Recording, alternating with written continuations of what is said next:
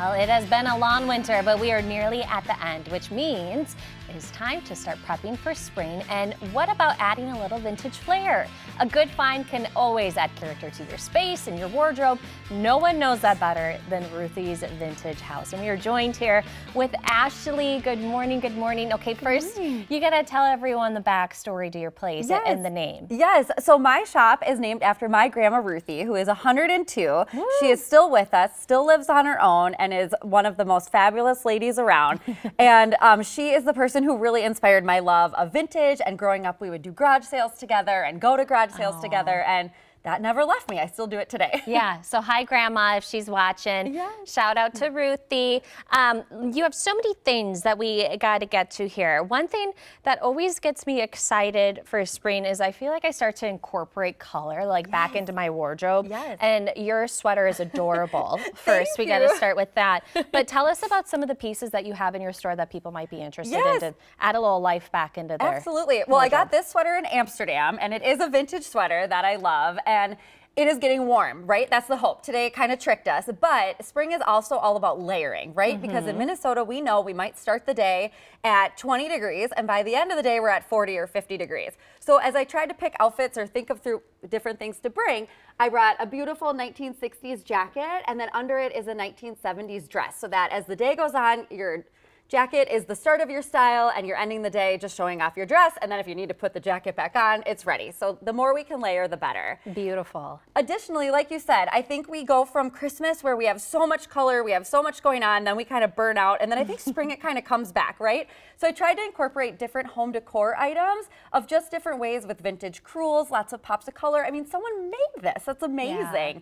How you can leverage beautiful. plants and just all different things to incorporate in your house to give a little boost. And this piece right here, can you tell me about this? You have a plant in here, Yes. but that could also maybe be like a napkin holder or something that you could put even in a bathroom or Kleenexes in. Yes. You know, this is so beautiful. Where'd you guys find this one at? Yes, so that is a vintage brass swan that I believe I found at an estate sale years ago. I love them.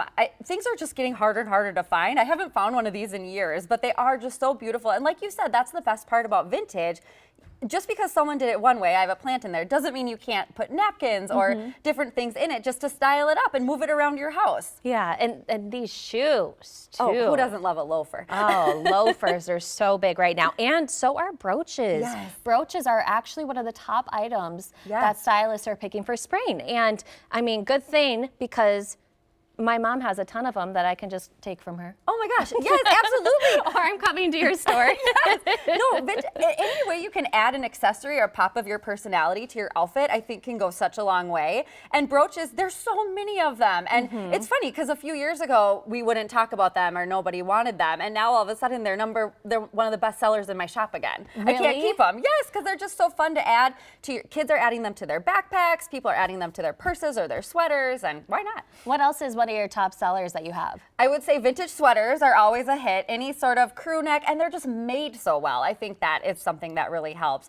Vintage glassware is always so fun and a fun way to accentuate your personality and get something a little bit different that no one else has. And then home decor books, just anything quirky and kitschy. People love it, and it makes great gifts. It does make good gifts. And you know what? I am on the hunt looking for more candles of it, especially like the brass. Right. Like people really are going for a lot of the fixtures here. Like that tone is just so easy to put into a home, I feel like. Right. And there's I think, back in the 80s, we always see pictures of grandma's house and there's just stuff everywhere, right? And I think what's so cool now is people are loving that stuff, but they're just doing it a little bit more delicate, right? So they might not have 800 spoons. They might just have a couple to show off, or, different types of candlesticks and things. So I think there's ways that we're doing things that are very subtle, but also really elegant. Exactly. Yeah. Tell everyone where they can find you again. Yeah, so Ruthie's House Vintage is located in Waconia, which is about 35 minutes west of the Twin Cities. Such a cute town, great bars, restaurants, lots of shops, highly recommend it.